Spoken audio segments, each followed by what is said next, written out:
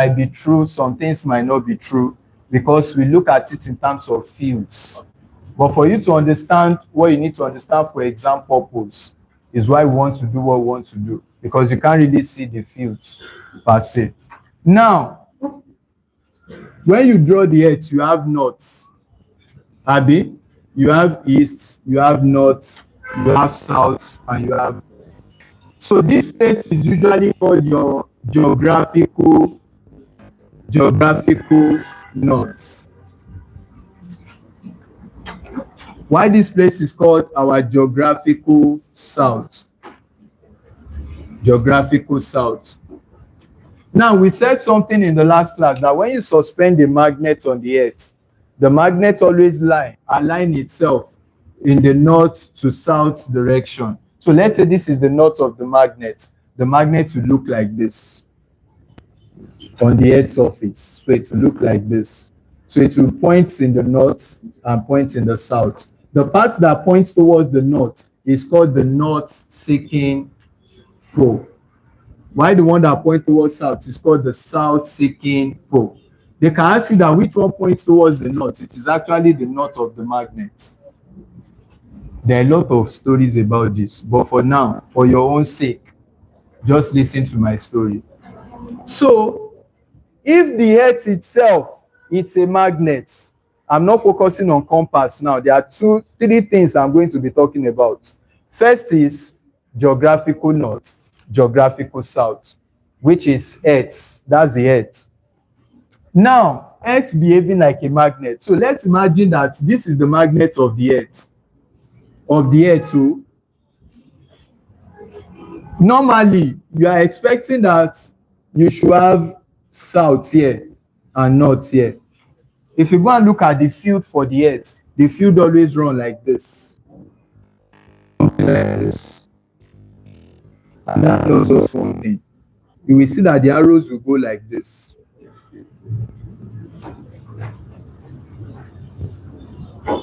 If the arrow for the field of the earth goes like that, that tells us that, arrow, it always goes from north to south, Abi. So that shows that the north of the magnet of the earth's magnetic north and earth's magnetic south. So this is earth's magnetic north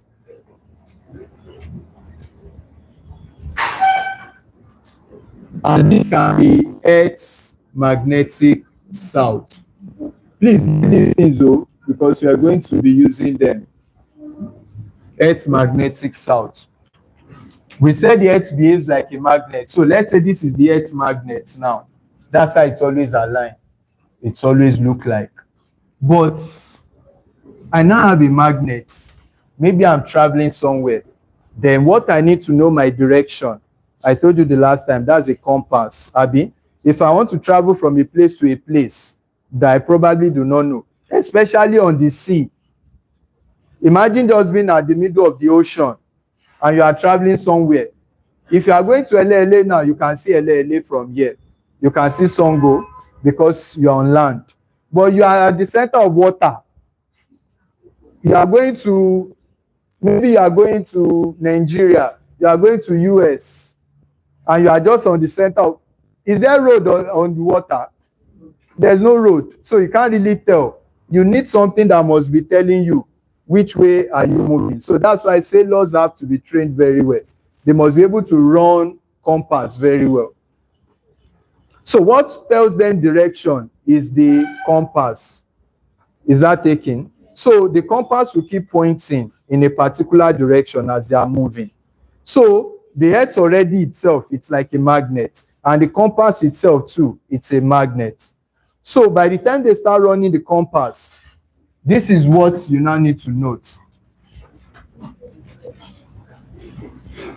If they suspend the compass, they notice something, that the north of that compass is always pointing towards geographical north.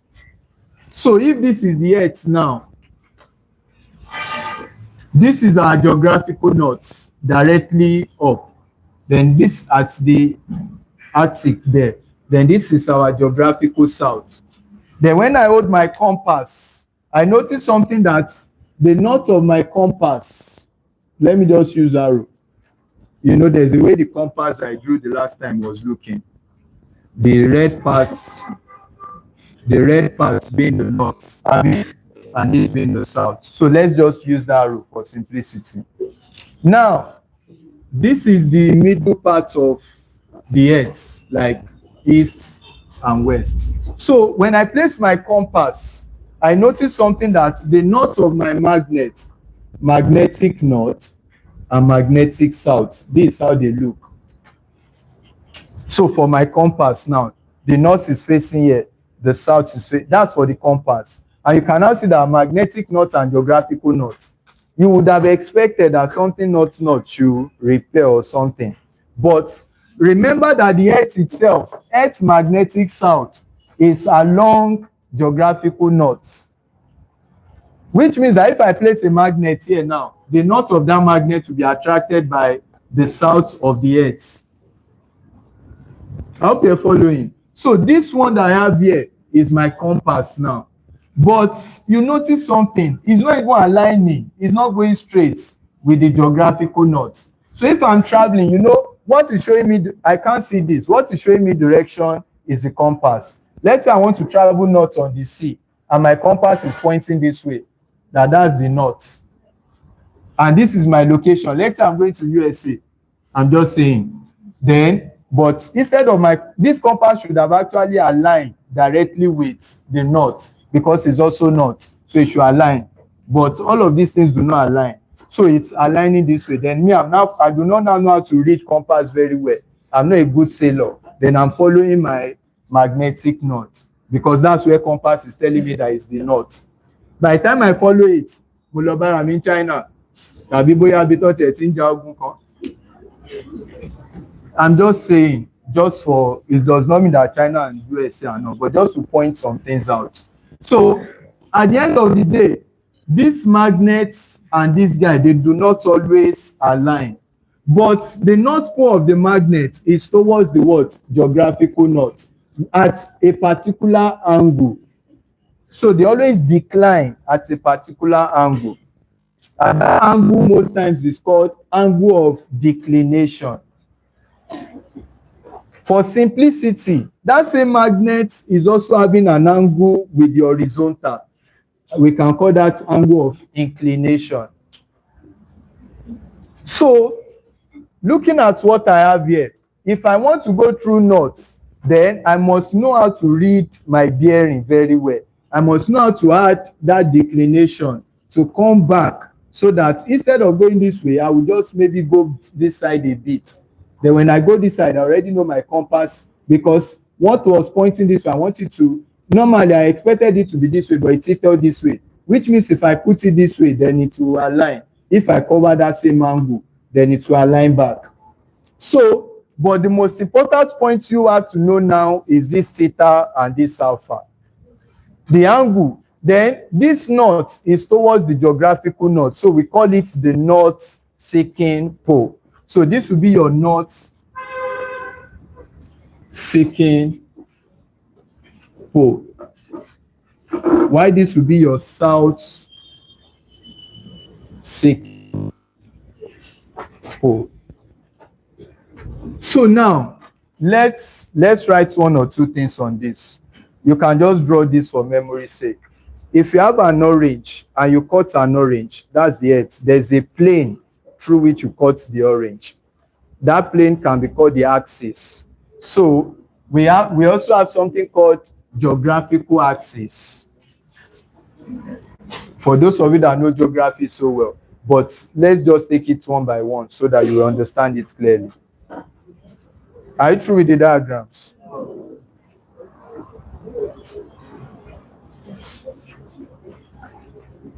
So yeah, draw that. Then I'll give you basic definitions that you need.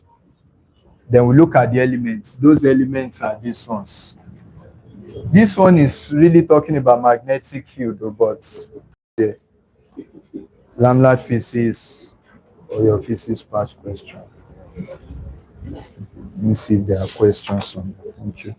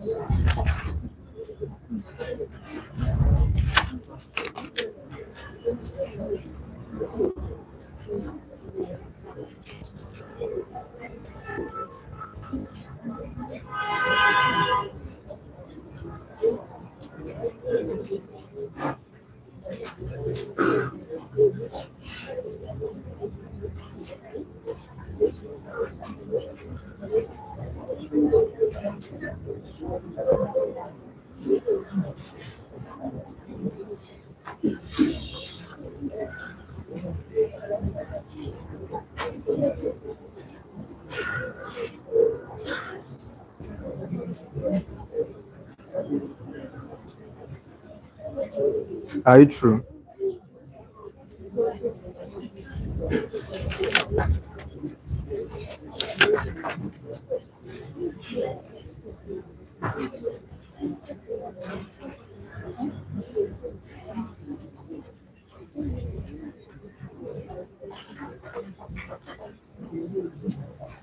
So there are some questions we'll try to solve here to explain all the things we have done so far.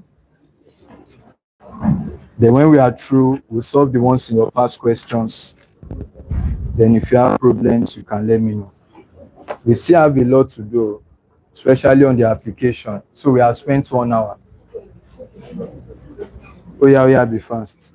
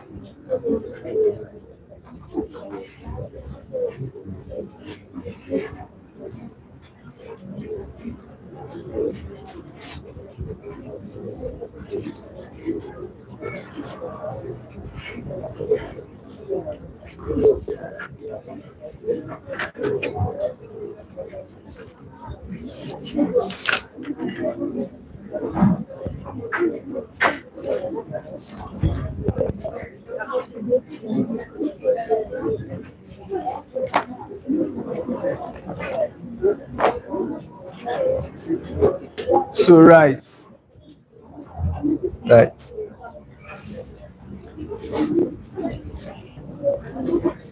Earth geographical axis.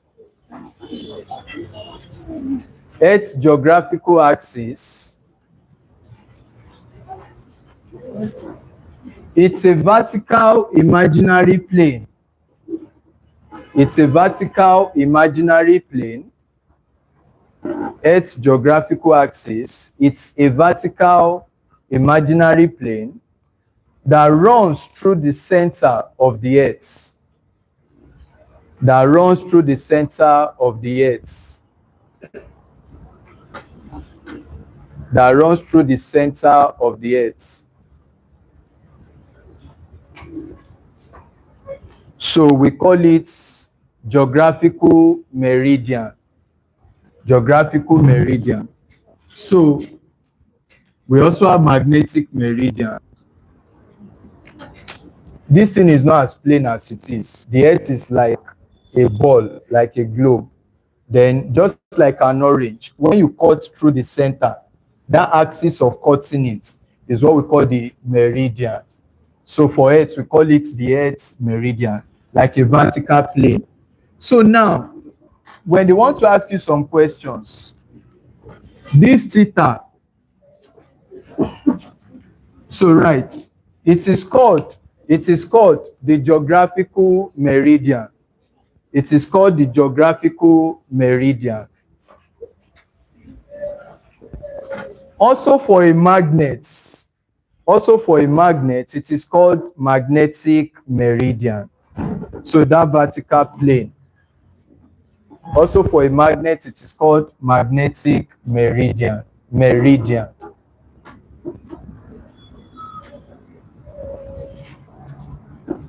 So the ones that runs through the Earth, that axis, that vertical axis is called geographical meridian. The one that runs through the magnet is called magnetic meridian. So if we now have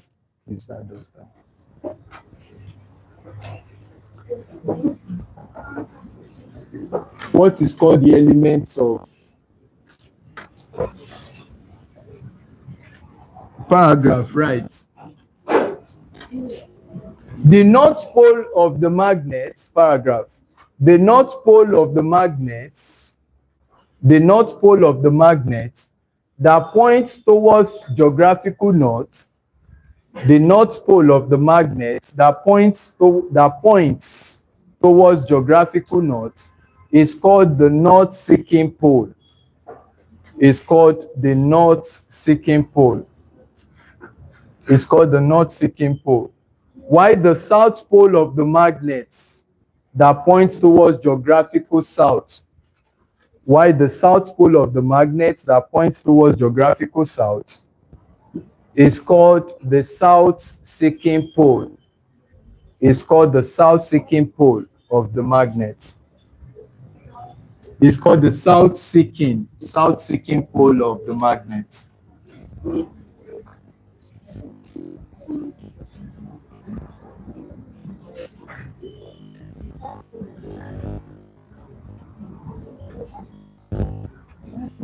The pole of Mars. So let's now look at those elements. One, angle of declination. Angle of declination. That is represented as theta. Angle of declination is also known as what? Angle of variation. Angle of declination is also known as angle of variation or variation. So please, all I'm saying is this. This is the magnet. This is the geographical axis. That angle that is made between, but we now say that the angle made between the magnetic meridian, that is the axis of the magnet, and geographical meridian, that is the vertical axis of the Earth. The angle made between the two of them is called what? Angle of declination. So that's like angle made with the vertical. So, right. Angle of the geographical, full stop. This angle varies from place to place. This angle varies from place to place. That's why a sailor must know where he or she is going and be able to read it. This angle varies from where? From place to place. So how do we do the reading?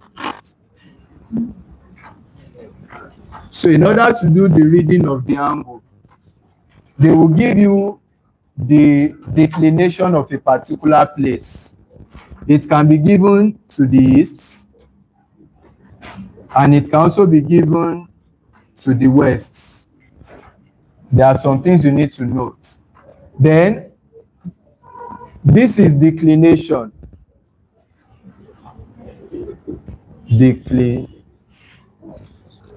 Then your compass too. Compass will have a reading.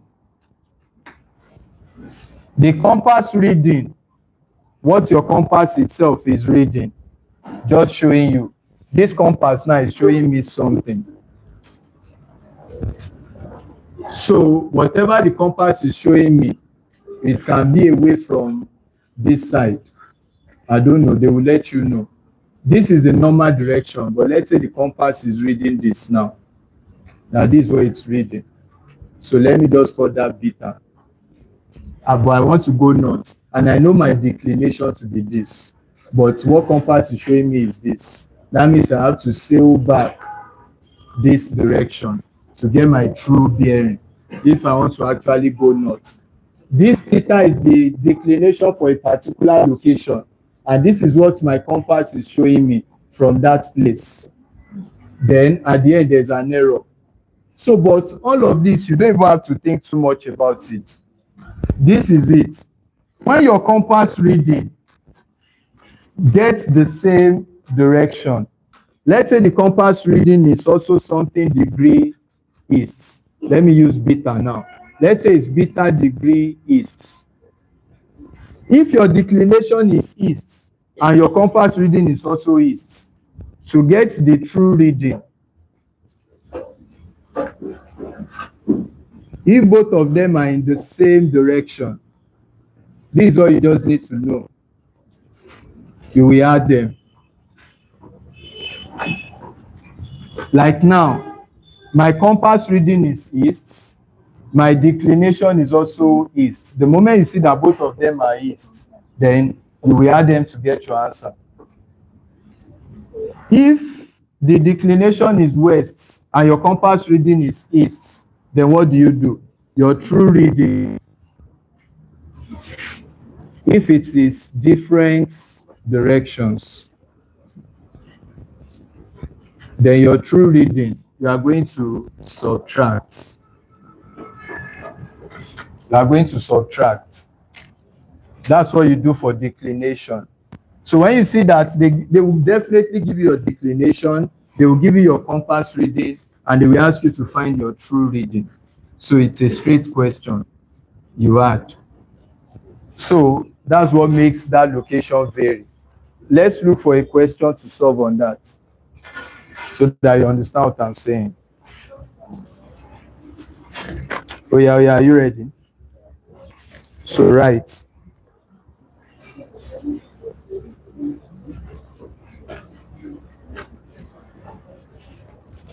Are you ready? At a location on Earth, there's a particular location on the Earth where the declination is 15 degrees east. The declination is 15 degrees east. So there's a location on the Earth, and the angle of declination is 15 degrees towards the east. So this is east, this is north, so 15 degrees towards the east. So a compass needle, so listen, a compass needle, instead of indicating something, it's indicated this. A compass needle indicates the direction 50 degrees east, 50 degrees north, 50 degrees east, north 50 degrees east. A compass needle indicates the direction north 50 degrees east. I repeat, at a location on Earth where the declination is 15 degrees east, a compass needle indicates the direction north 50 degrees east. Full stop. The true geographical bearing is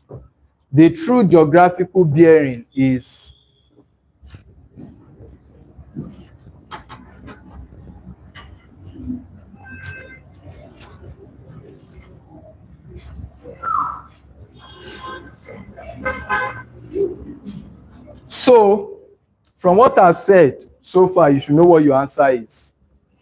Abi? You can see that all you just have to check is your normal distance, declination, theta, is 15 degrees east. Abi? So it's towards east. Then your compass needle indicates something. Normally, this 15 degree is from the north here.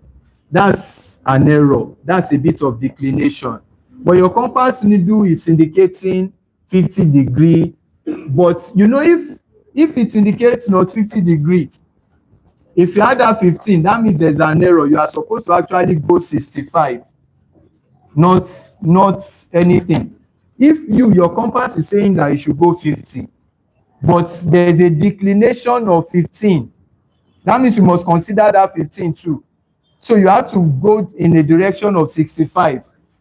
I don't know if you get my point. Where you want to go is 50 degrees, but something had already covered 15 for you, and you are still now following 50. That means you are only going 35 degrees. But if you want to go that 50, you must add that 15 that had already been removed. You must add it to it so that you just go 65. Do you get the point clear? So now, at this point now, you don't need to disturb yourself, even if you don't really get it. So this compass is indicating 50 degrees. From that, this compass already assumed that this is your north. Do you get that? That's what compass assumed. So it has gone, this is your normal declination. That's what is showing. The area is showing. So your compass assumes that, oh, this is north, so I want to go north 50 degree east. So that's compass wants to go north 50 because it's not aligning with the earth north. That means that the compass must have actually gone 65 because you have to cover up the 15 that you have lagged before. So this was showing the magnets. Instead of being here, it is here. That's an error, Abi. So which means that what my compass now shows is just from here to here because of the error, which is 50 degree.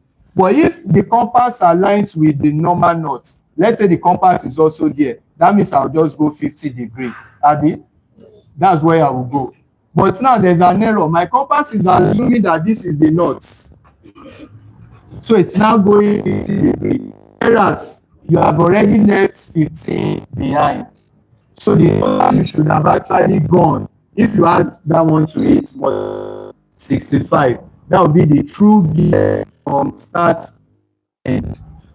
But if you want to get the true bearing now, what will it be? This is east, Abi. Where is it? 15 degrees east, and this is also east. Then you will add. So the true bearing is going to be 15 plus 50, and that's going to be 65 degrees north of east. So that's how far it should go, considering the declination. If we see any more questions, we'll solve on that.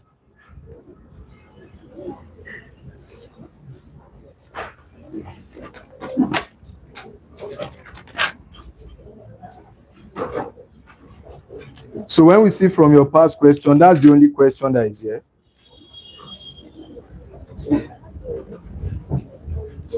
Look at this question too, question 45. Question 45.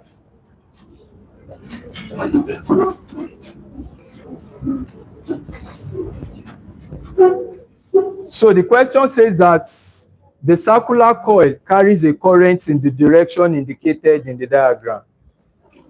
So it carries a current as indicated. The magnetic field in the space enclosed by the coil is, everybody look at this now. They ask us to look for the magnetic field in the space indicated. So what will it be? A, directed out of the plane of the paper. B, directed into the plane. You know, I'm looking at the paper now. If it's computer, they will tell you into the screen, out of the screen. Do you get that? The way you are seeing it now, it will be into the board, out of the board. Do you get that? So now, A, directed out of the plane of the paper. B, directed into the plane of the paper. C, in the plane of the paper directed from left to right. D, in the plane of the paper directed from right to left. What should your answer be?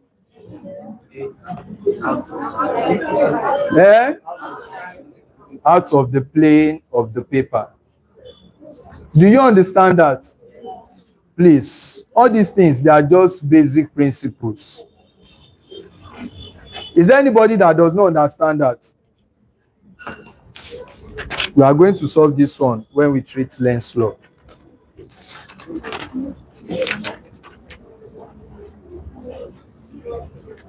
Look at these two.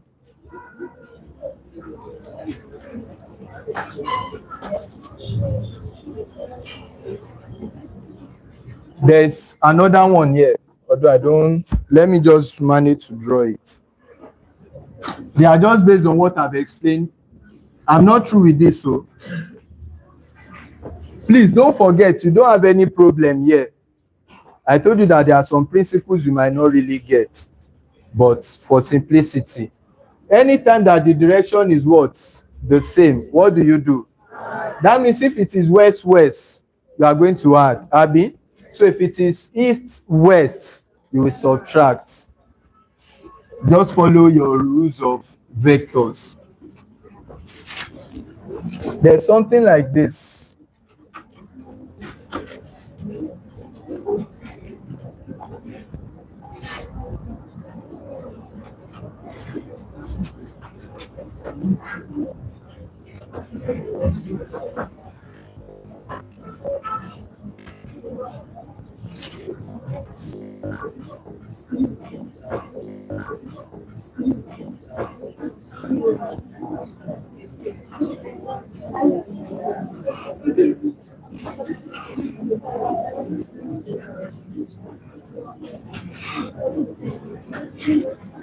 So you have to really understand how these things operate. So this is what they have drawn. This JMKN is something like this. Something like this. Then this wire is something that is entering like this. So you have to see it. It's like something is entering like this. Because it can be frustrating if you cannot see. This GLMK, they is sleeping like this. It's not like this. Do you get that? It's like a paper that is sleeping like this. Then the wire enters. Do you get that? The wire enters, then goes up, then comes like this down, then enter. Do you get that picture? Because if you don't understand that, it might be difficult to solve some of these problems. So they now said the figure shows a straight vertical conductor, this wire. So it's a straight wire. Placed between the two poles of a which carries the current I in the direction indicated. So this is the current. That's the current. Normally, even if they do not indicate current, when you see this battery, the long side indicates where the current is going. This is your battery. If it in direction correct. Do you understand that? So you have to know that. So indicate the direction of the currents. X is a compass mounted on a horizontal, so they've mounted X here, which is like a compass needle. So the cardboard, which is at the east of the Earth's magnetic field. So now they assume that as it was placed, this is the east. If this is east, this must have been north, west, and south. Your brain has to follow. Neglecting the Earth's magnetic field, the compass needle will point where? So if they place a compass needle at the east, I don't know how it was placed, but it's placed at the east. Then they now said that they now pass a wire. Then they said, in what direction would that compass needle point as a result of the field generated by this current? So A, northward, B, southward, C, eastward, D, westward. In what direction do you think the compass will point?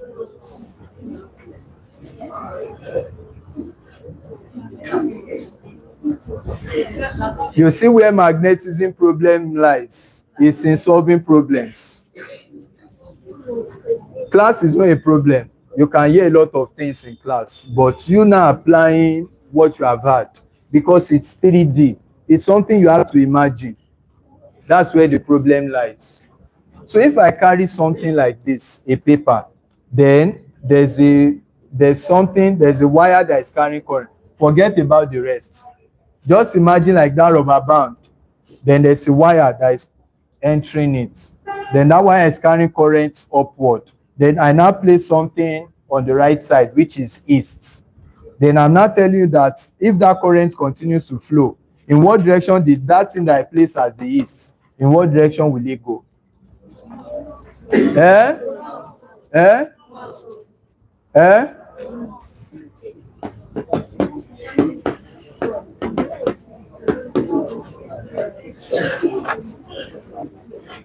In what direction will it go?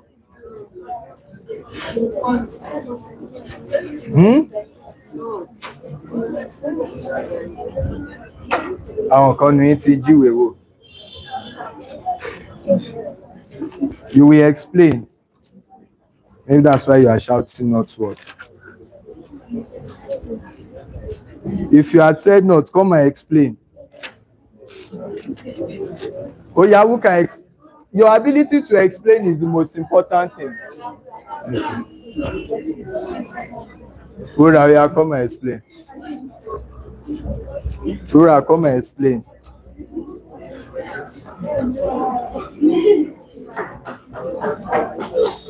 A round of applause for Sister Ura.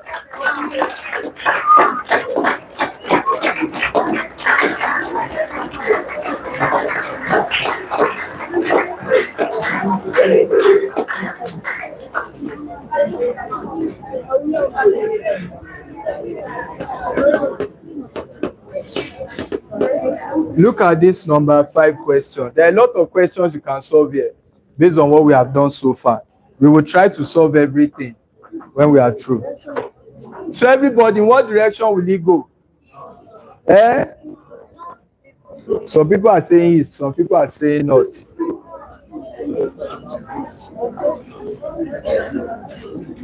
A north, B east, C west, D south. In what direction will it go? If it's not, your hands up.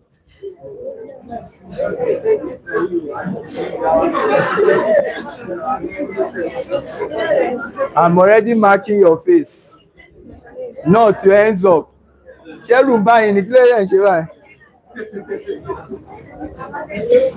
If it's east, your hands up. East. If it's west, your hands up.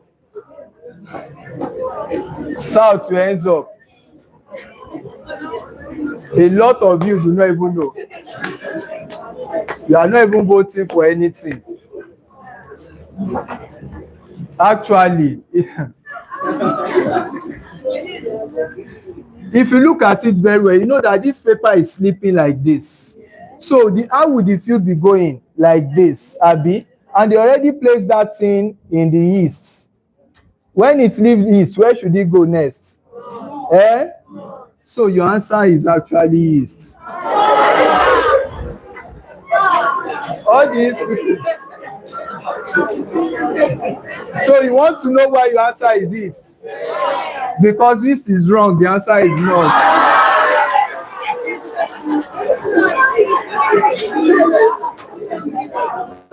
The answer is actually north. This thing was placed in east. You know the field, if you do like this, your field will be going. Oh, the mama low round by me. You understand? It will be going on top of your hand like this. Yes.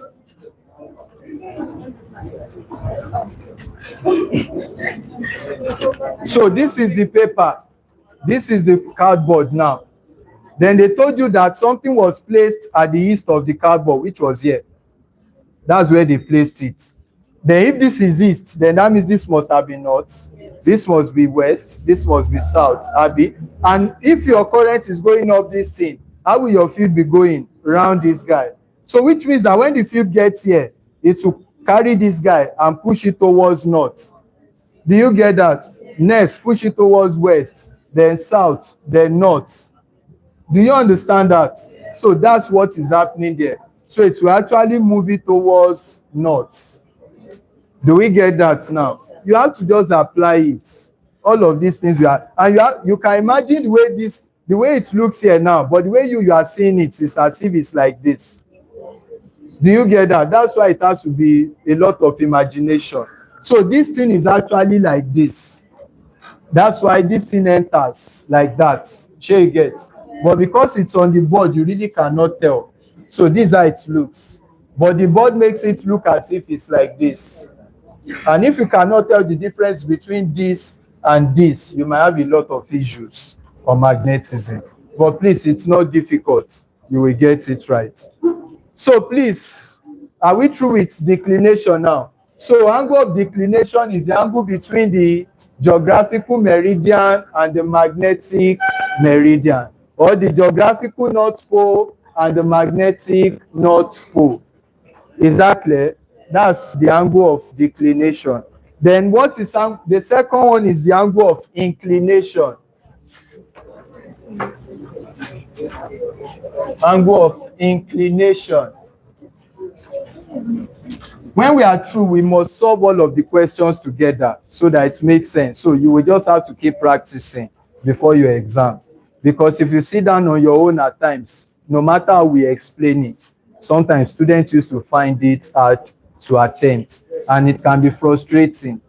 So I understand, but we'll solve all of them together so that you just practice. On the day of your exam, you can practice as well. So now, this angle that, although it is the field, the magnetic field makes with the horizontal, that is what we call angle of inclination. But for simplicity is why I'm just drawing this. Just imagine that this angle, this magnet makes with the horizontal is what we call angle of inclination. So, and that angle of inclination is also called angle of dip. Angle of dip. So, right, angle of inclination or angle of dip is the angle the magnetic field makes with the horizontal. Angle of inclination or angle of dip, I'm not writing, is the angle the magnetic field makes with the horizontal. Makes with the horizontal.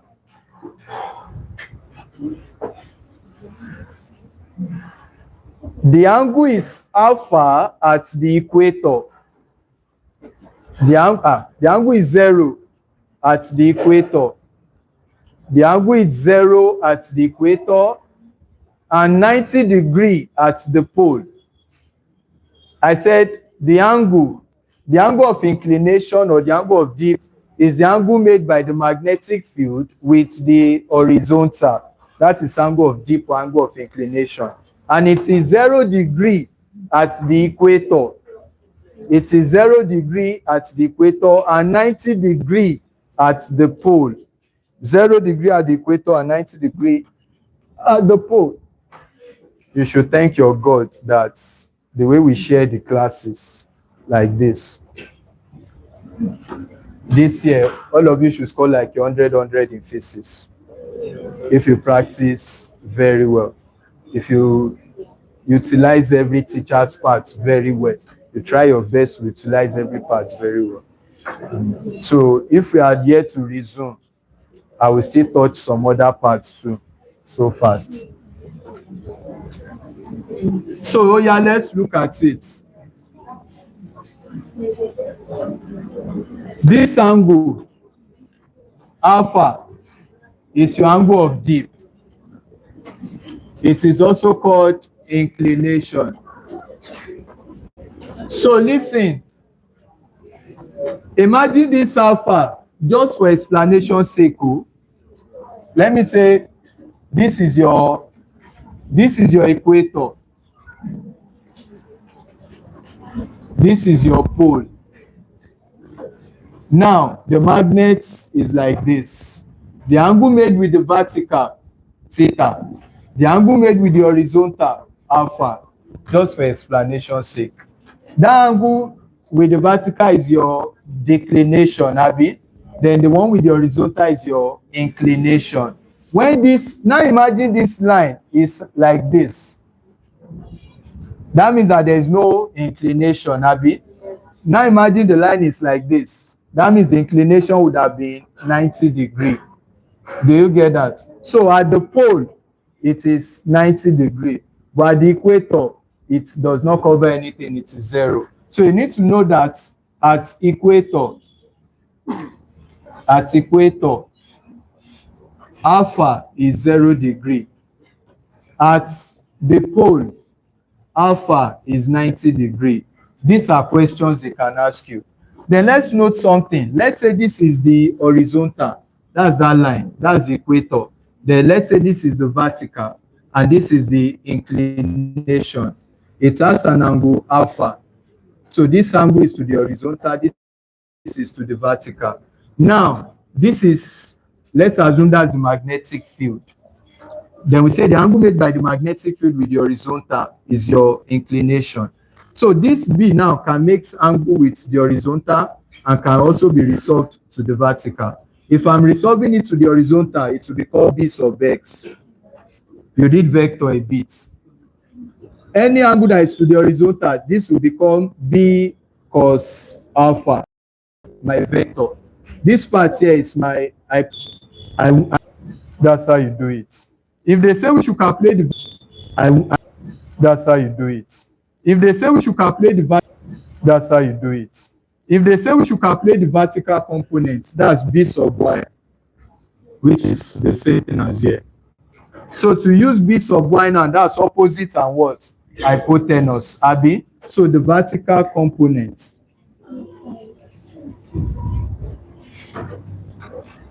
So for the vertical components, I'm going to have sine abi. Sine alpha is going to be opposite b sub y over hypotenuse b. So b sub y is going to be b sine alpha. So that's all you need to know for angle of inclination. So don't forget, number one, the definition of angle of declination, which is the angle between the geographical meridian and the magnetic meridian. And in order to know your true bearing, when the direction is the same, what do? You will add.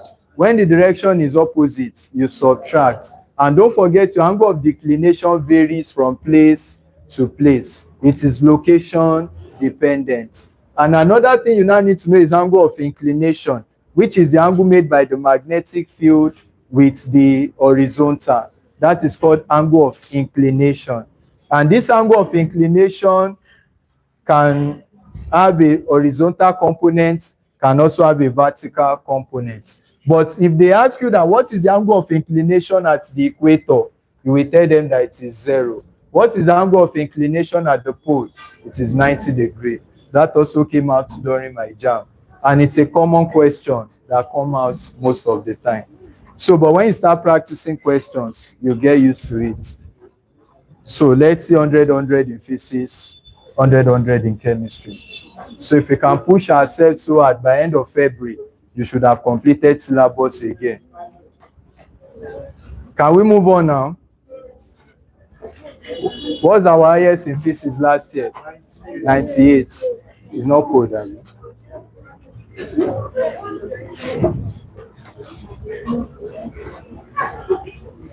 Thank you.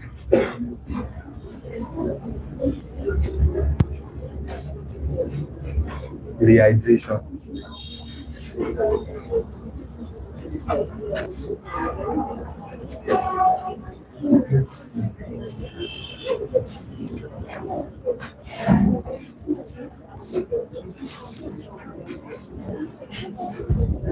Are you true?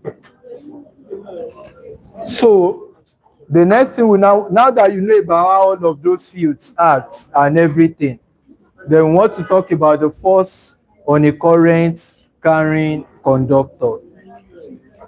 Should we suspend that now and start chemistry?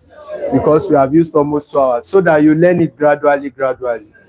Because if I start force on a current carrying conductor now, your brain too must be able to be doing. We are going to use Fleming's left-hand rule. Then that's when you start looking like an imbecile.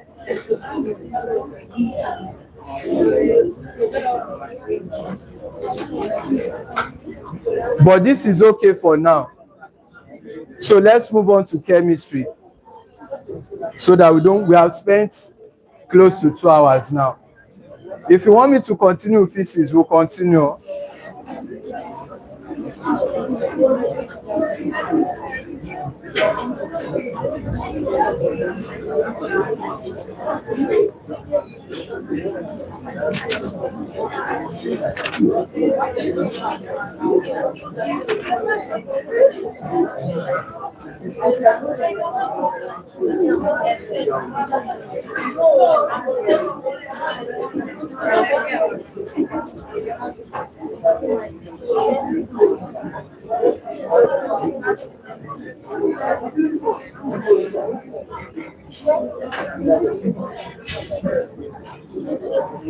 So let's listen to these questions quickly. So in the next 10 minutes. So all the questions are based on what we have done so far. So number 1, which is number 2 here. I don't know where you have done electricity, so I would have given you number 1. But let's do number 2. Everybody listen, and I will call you to tell me the answer. So listen, don't tell me that you did not hear the question when I call you. So we want to practice what we have done so far so that you two get it for a better understanding. Now, which of the following methods cannot be used? If you did not get the answer right, you are not going. If you did not get the answer right, you are not going. What's your name? Bimpe? McLean? Belinda? Belinda? So you are not Yoruba? You are Yoruba? Ah. So Yoruba used to be a Belinda. Abi Blender ló fẹ́ sọ. Oh yeah, listen to the question, Belinda. Belly. So the question says that out of your belly shall flows, Belinda, rivers of living water. The question is, which of the following methods cannot be used to convert a steel bar into a magnet? Which of the method cannot be used to convert a steel bar into a magnet? Roman figure 1, passing of an electric current through a solenoid. That's Roman figure 1. Roman figure 2, repeated stroking of the steel bar with a magnet. Roman figure 3, heating of the steel bar. Roman figure 4, hammering the steel bar in the Earth's magnetic field. Options. Option A, 1 and 2. Option B, 3 and 4. Option C, 1, 2 and 3. We are going to do some videos now. We'll just call some of you randomly in the class and we ask you questions. Àwọn ọmọ mi ẹ máa wẹ̀ láti ilé. We'll do a full record of a video. We'll call you and you have no choice as long as you're a primary student. The question will be based on what we have taught you and we'll record you. If you get it right, we can buy you drink that day. If you did not get it right, we'll send it to your mommy straight.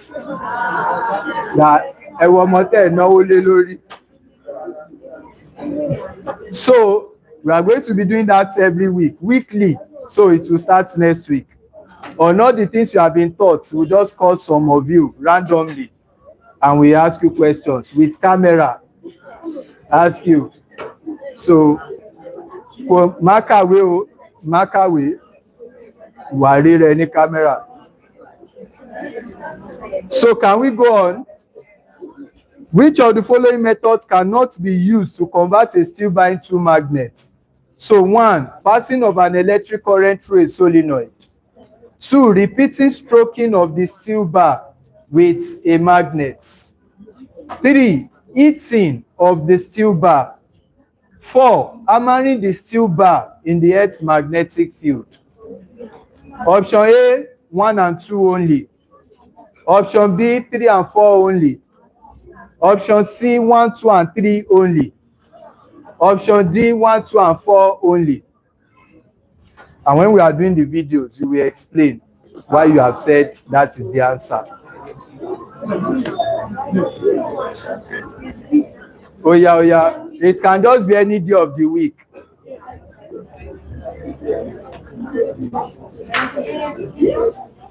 Oh yeah, Belinda, Iron Bender. Oh yeah, tell us what the answer is. Ìwọ ló fẹ́ lọ tọ̀ tó bá dẹ̀ ti gbà ó máa nà ló ní all true. Oh yeah, only have 10 minutes. Option B. What is option B? 3 and 4. Belinda, answer me. 3 and 4. Okay. Can you tell us the reason why you chose 3 and 4? What can make you score everything in your exam is when you have reasons to your answers. It's not just to pick answers. You have a reason for picking your answer. Then you are sure of yourself. So Belinda, help me to bend the question. I told you in your book to magnetize, to demagnetize, you use hammering method, heating and electrical method. Okay, but this question says that which of them cannot be used to convert to a magnet? So 3 and 4, 3 says that heating of the bar, that means you can't use it to convert to a magnet. Abi, you use that one to take magnetism away. Then hammering the bar in the field by hammering too, it will lose its magnetism. You scatter the magnetic domain. So the answer is B. Belinda, clap for yourself.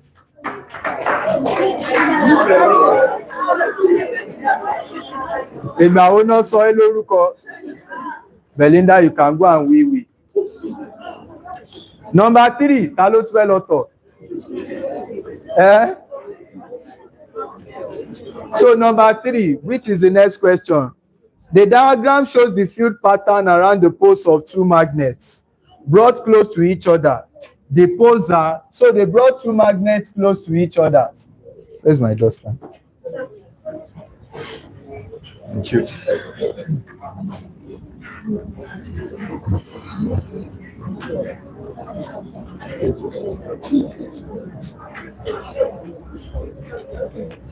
So there are 2 magnets brought close to each other.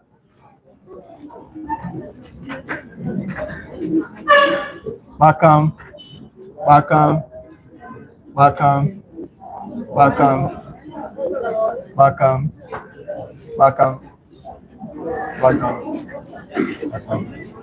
So those are the 2 bar magnets brought close to each other. Then they now said that what is the poles of the 2 magnets? So you want my word that oh yeah. Stand up, Deborah. Mo rántí orúkọ ẹ. Stand up, stand up, stand up. Oh yeah, be fast, be fast. And you tell us the reason for your answer. So Deborah, look at what we have here. So what are the poles do you think? What do you think the poles of the magnets are? Ta ló ń béèrè question lọ́wọ́ yín náà? Ah.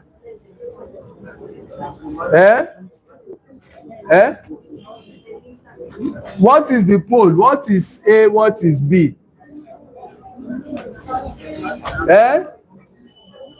Sọ̀rọ̀ sókè down. You can hear me shouting. And you people will be abusing teachers that I can't hear them.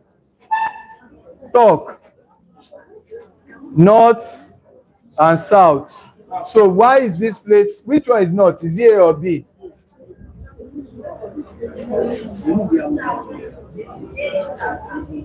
A is south, B is north. Clap for yourself.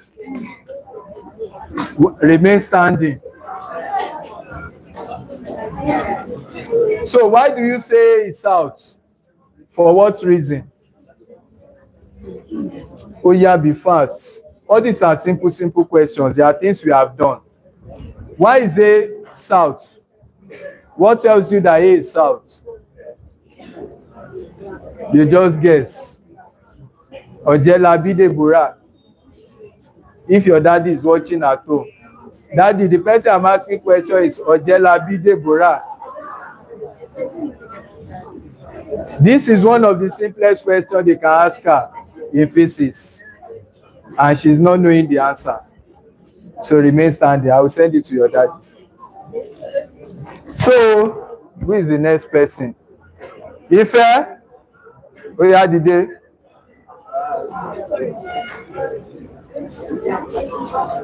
Ife, what is A? A is south. What is B?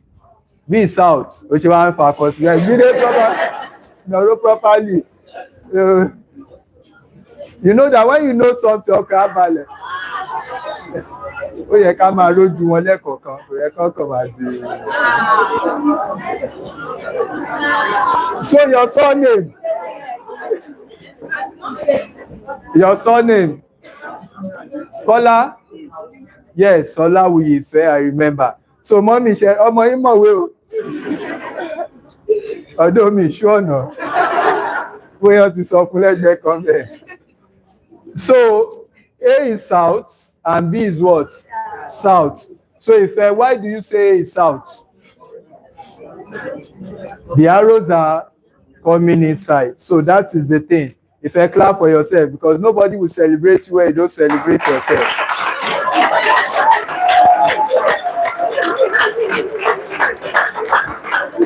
So, ìwọ tó pàtẹ́wọ́ jù yẹn ló máa down next question. Number 4, this goes to a boy again. The girl said, Ope, I'm coming back to you. This number 4 says that Ojelo Abiyu, you stand like that.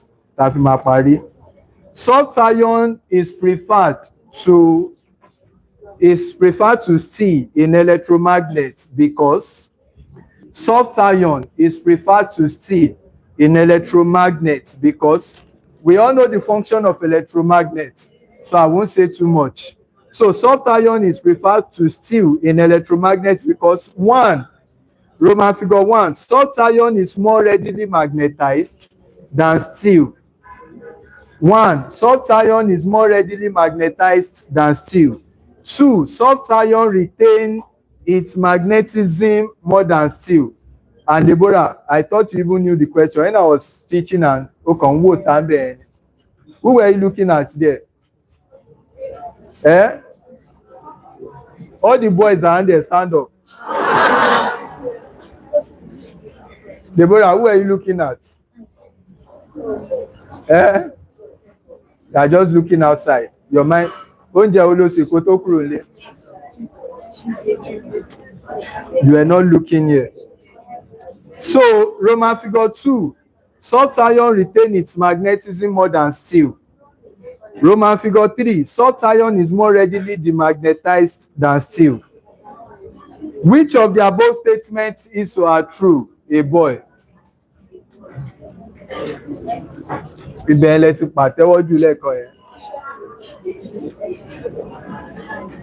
And you are sitting beside 4 women. Stand. Olayi, Isaac.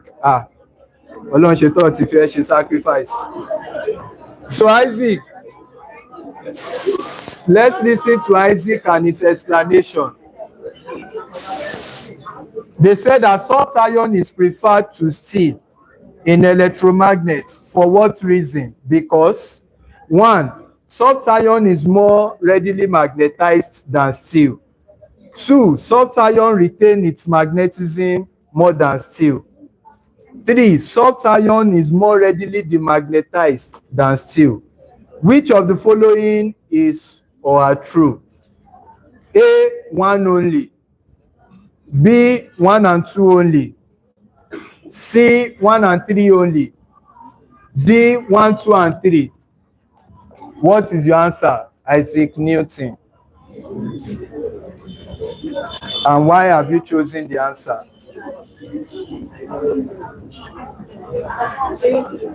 All those women, I know.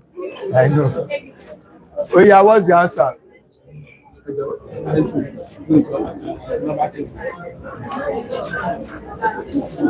Oh yeah, we don't have much time again. We have 2 more minutes to go.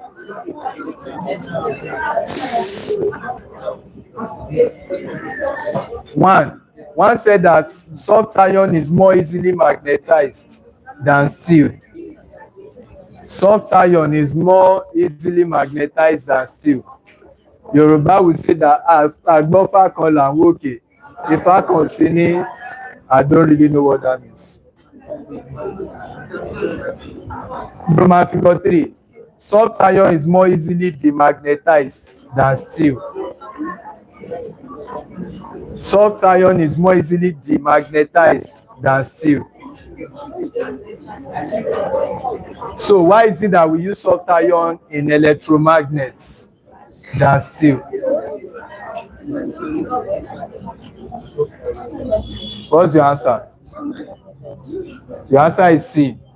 That's 1 and 3. So why?